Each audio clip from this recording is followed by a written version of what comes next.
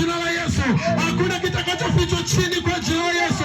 Huu ni mwaka wa kuonekana, mwaka wa kusimama, mwaka wa kupokea kutoka kwa Bwana, mwaka wa kupokea kutoka kwa watu walioko chini, wa mali zao zitatafuta sisi katika jina la Yesu.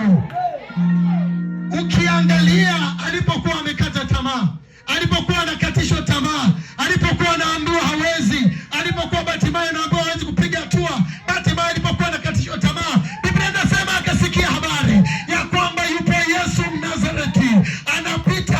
Biblia inasema ya kwamba yeye mwenyewe akasema, hebu nipelekeni ilipo njia, nipelekeni